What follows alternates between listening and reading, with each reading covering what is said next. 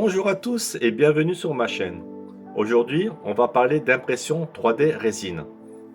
Dans un premier temps, je vais vous montrer le matériel que j'utilise pour le post-traitement et pour le nettoyage du bac à résine. Et ensuite, des deux logiciels que j'utilise pour slicer mes fichiers STL. Allez, à tout de suite.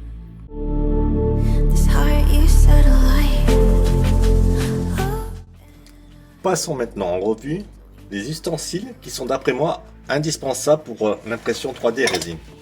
Donc dans un premier temps, nous avons un tapis en silicone. Celui-là, ça fait 3 ans que je l'ai. Vous voyez qu'il n'a pas bougé. D'une spatule en fer pour décoller vos impressions. D'une spatule en plastique, je vous montrerai tout à l'heure comment je m'en sers. Des gants. De la colle isopropanol 99.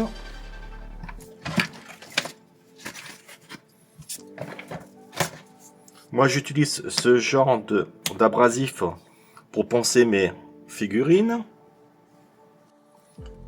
D'un petit flacon avec un bout en fer que vous allez remplir de résine et qui va vous permettre de coller ou de boucher les trous de vos impressions.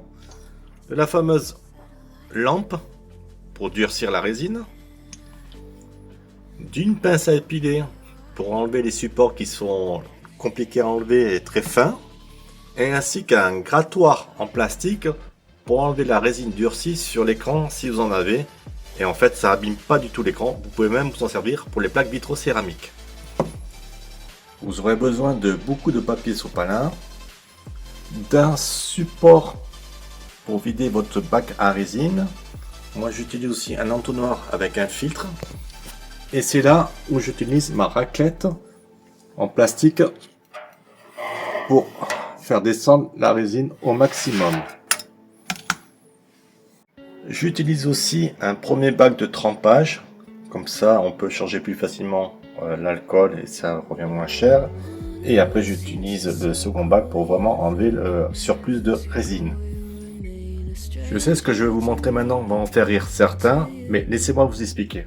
Donc pour nettoyer mon bac résine, j'utilise du papier toilette. Pourquoi?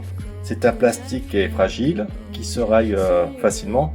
Donc c'est comme pour les porteurs de lunettes, on nettoie ça avec du papier toilette qui est un papier moins rigide, donc qui laissera moins de rayures.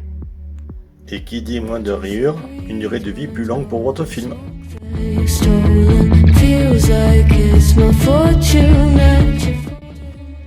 Tout d'abord, j'utilise Preslicer qui va me permettre d'orienter automatiquement mon fichier STL suivant la qualité d'impression que je veux. Et pour trancher mon fichier STL, j'utilise Litchi Slicer.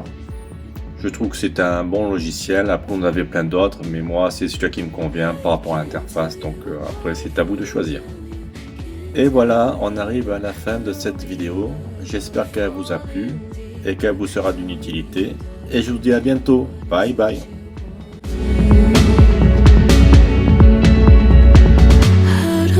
Doesn't work like it used to.